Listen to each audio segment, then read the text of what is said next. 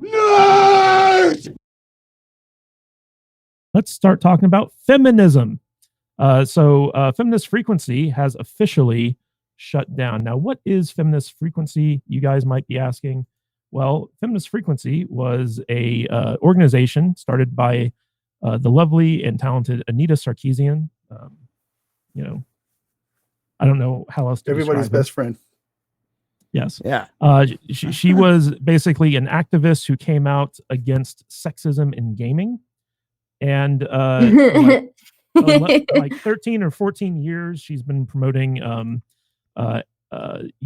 social change through video games, through her Feminist Frequency nonprofit organization. And basically, it was a grift, right? This is how people operate. Basically, they invent a problem that doesn't exist, or if it does exist, it's so minuscule that like it doesn't really affect anything. And then they whip up people into a frenzy over this problem, and then they start selling their services to people to solve this problem. And that's basically what she did. So Feminist Frequency, like they have like a YouTube channel and a podcast and a bunch of other stuff, and they were a nonprofit, and so they had people basically donating to the nonprofit in order to fight sexism in gaming. But her big thing was basically her consulting services, where video game companies would pay her an exorbitant amount of money to come in and tell them how sexist they're being and how to change their video games to be less sexist. And eventually, video game companies started noticing that whenever they did what she told them to do, their games would fail and not make any money.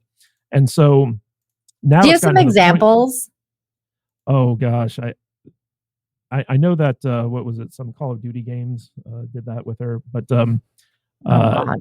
yeah, let me look into that real quick. But the idea here is that because the grift has run its course and video game companies aren't hiring her to come in and tell them how to lose more money, she basically is in a situation now where she has to move on.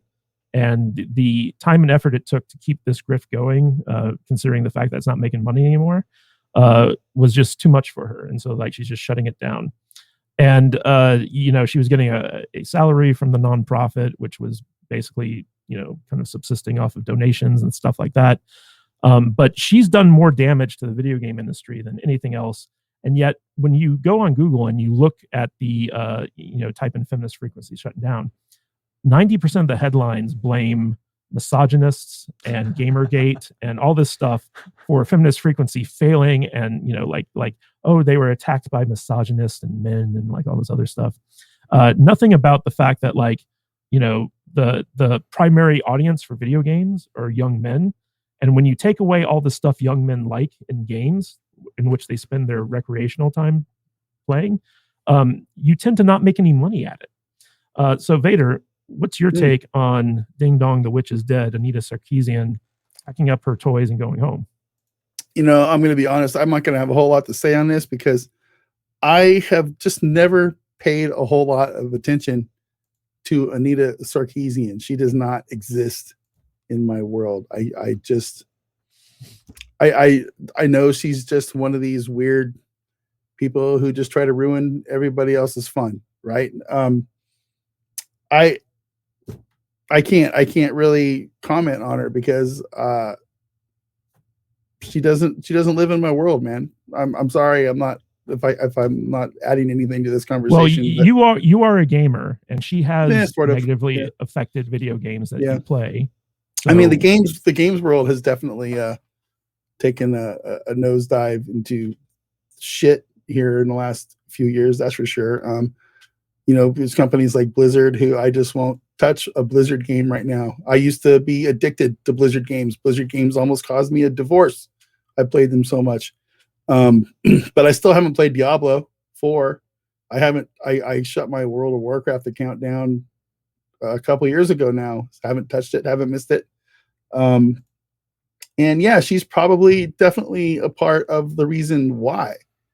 In a weird roundabout way. I just, she's just one of those people that everything she touches that's kind of related to my world, everything that she touches kind of gets bad or a little more worse than it was. So I'm not going to miss her. I never went to this website. I have no use for her in my world, and I'm glad that she's retiring or whatever it is that she's doing here. So go Nina, live on the beach. It's fine. Nina, I want to throw this to you because there are instances where in the gaming industry itself, there was some really bad like behavior, especially like at Blizzard, Activision, stuff like that, where there were like legit elements of like sexual harassment and bullying and like all this other stuff. But what Anita did was she basically blamed the gaming audience as opposed to the industry itself, and forced changes to be made in video games to like soften the male gaze or eliminate it entirely. Like women can't be sexy or feminine or anything like that. And she basically spent a lot of time and effort, trying to basically eliminate everything that dudes want from video games and getting paid for it. So what's your take on this? How do you think, the actual problem in the gaming industry was versus what she was focusing on? Ooh, great question. I'm much like Vader. I don't pay attention to her at all. So when I first heard about the news, I was like, I didn't even know she had a website. Like I was like, okay, that's great, I guess. I mean, it's funny to me though, because if you're a real feminist and the war goes on, right? Like if you're a real like fourth wave feminist and you think patriarchy is actually a problem, like it's not really going to end with you walking away. So if she's doing that, she's actually a coward, really. But to your question though, I think it's just interesting that it's not just in gaming. This is happening in all forms of entertainment where, feminine, the feminine energy is just being misused, or basically they're constantly talking about uglifying women, whatever character they like, making them more, what's the word I'm looking for? Like gender neutral. Like they're not, like they don't have female body forms. They have like, they're covering their breasts, they're covering like everything because they just want to make it so it's just this male gaze is like such a bad thing. But at the end of the day, everyone proves constantly that is such a like false narrative, and that men are going to continuously look for stuff that looks good, because I mean, and not just men either, like women as well, because we don't respond to weird looking things. And there's so many examples now in gaming where like you, for example, in the new what is that, what was her name, the one that they made ugly recently, Aloy from Horizon Zero Dawn. Like they made her look so weird and like made her look like a man. And there's like all these different self inserts and stuff like that. And time again, it just shows that people aren't interested in those kind of things, and they either make fun of them and troll them to death and meme them to death, or like just not buy the game and not play it because they're just not interested anymore. So I think that Anita, I don't think she helped anything. Like I don't think her cause was like, I don't think she really did anything. I think toxicity is going to exist in every space, like no matter what it is, whether it's gaming, whether it's YouTube, whether it's any sort of visual media. There's going to be that, because toxicity is part of our character as human beings. We're flawed. I mean, I'm sure Odin knows, like, we're all kind of sinful, and sin is part of our existence. So it's just, humans are different from one another, and it depends on, you can't generalize everybody. You can't generalize just like one group of people, like, oh, gamers all sexist and racist and like whatever. People who watch this are sexist or racist or whatever. All right wingers are doing. You can't generalize that. So, and that's what she was doing. And I just think that the fixing of it only happens internally, when you realize, hey, I don't want to hang out with these kind of, like, let's say I don't want to hang out with people who play this game in a certain way or whatever. I'm going to go to a place where I hang out with people who don't play the game the way that these other people do. Let them have it. Like, it's just fine. Like, people are free to do and play whatever way method they want. But I just don't think putting people in boxes is going to help fix the situation. In fact, Yeah. it's gonna make it worse. So Nina, to answer your question about what games that she consulted on, so EA, Electronic Arts, the worst company in the world, hired her to consult on all their video games, the biggest of which was Battlefield. And she also tried to bully CDPR into having her consult on Cyberpunk 2077. Oh God! So, and she was also I want to throw this to Odin. Odin, she was best friends, BFFs with Joss Whedon, self-proclaimed male feminist, who eventually got canceled for being misogynist, ironically enough. That's hilarious. And if you look at her YouTube channel, so like her YouTube channel was kind of like how she launched her grifting campaign, where she would make videos kind of like pointing out everything misogynist about video games. Her YouTube channel has like over 200,000 subs on it, but the average video would get like something like 500 views. So like people just weren't. I think that it's one of those situations where people like the cause more than the person, and it's gotten to the point now where she's like stepping down for mental health issues and exhaustion. But what it really means is like she just wasn't making any money at it anymore. So what's your take on this? Like how can someone look at her YouTube channel and actually think that she has any actual pull in the industry anymore?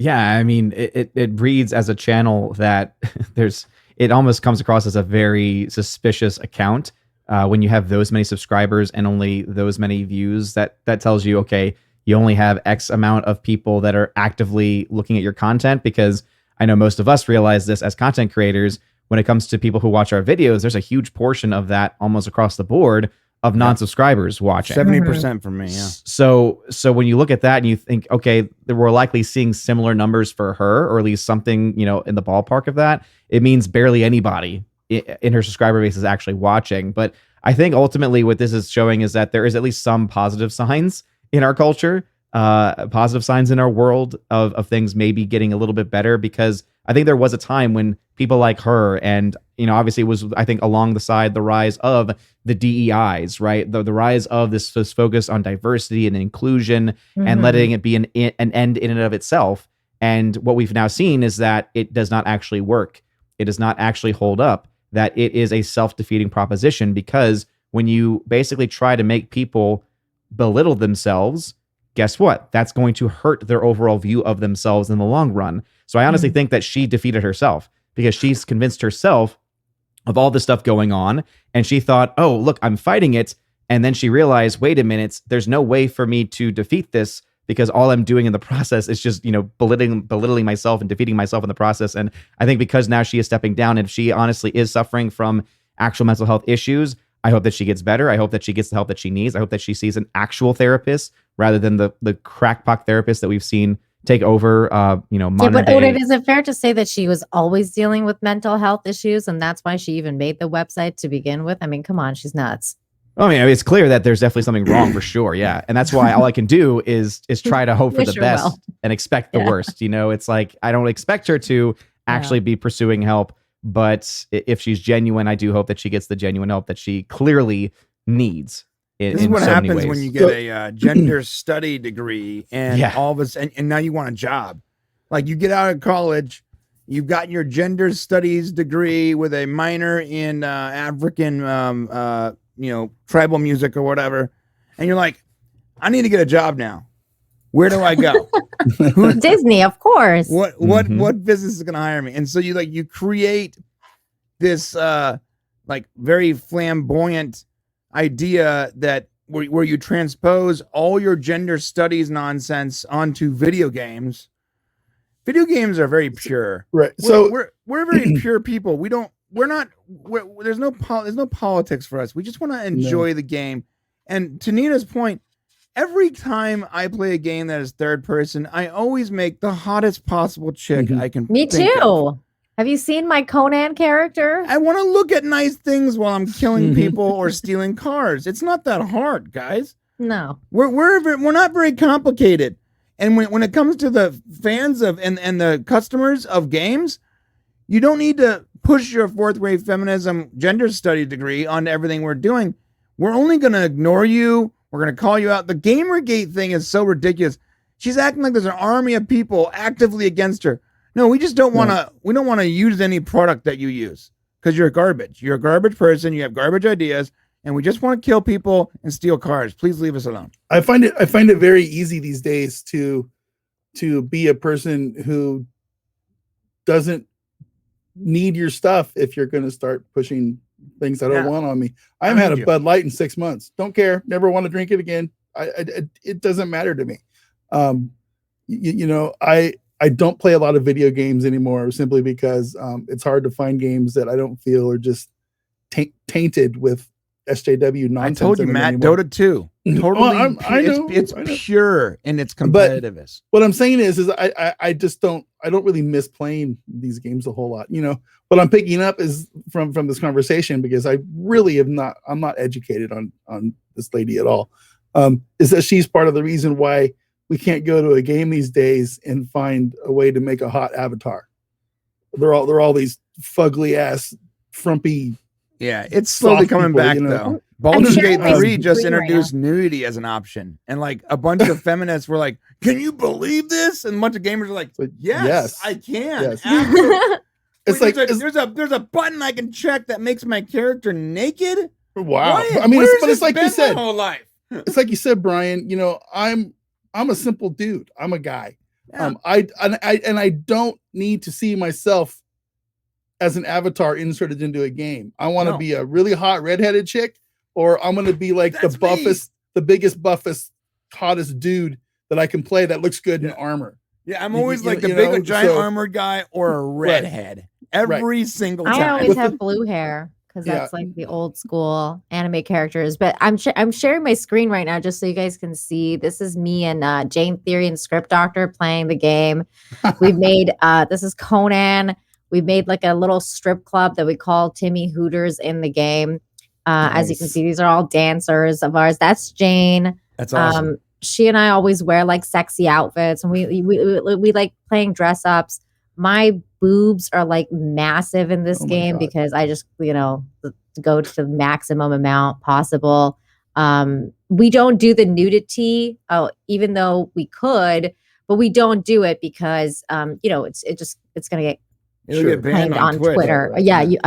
On YouTube. Yeah. And it's just like it's also a little bit awkward to like be like climbing up the hill and seeing a dong sticking in your face. Yeah, so I don't like the nudity in my third person. I want it to be like a hot chick, but like I don't want actual I don't want to see the butt actually shaking. Right. I feel like my kids are gonna come in and be like, "What are you playing, Dad?" Yeah. Yeah, but just generally speaking, even ladies, I think like most of us ladies like to play games that are the best versions of ourselves, like just the best versions, or like what we think like a super exaggerated, a caricature version of ourselves. Because nobody has like the kind of breasts that I put on my character in real life. If they do, it's not by nature. It's like that they've gotten them done. Have you played Cyberpunk yet? Yes, I did. I finished it when it first came out, but I didn't really like it because it had so many problems. But I've heard they fixed a lot of problems now. I gave my character a giant penis. Yeah. Oh. See, I gave my character massive tits because I always boobs. Do that. My character had a giant penis and giant and tits. Wow. So yours was like an intersex character. Brian is our queer shield on the show. Sure, I was running around the game with no pants, and I'm like. Okay. Whatever you're into, man. Is it weird that I spent 15 years running around as a giant cow guy? No. I don't. A buddy of mine whenever we played together, like we played not the Baldur's Gate, but there's a version of Baldur's Gate, Divinity, I think it's called. Mm-hmm. We played Divinity together, and because I would always make like the most elaborately attractive redheads, he would always go the opposite.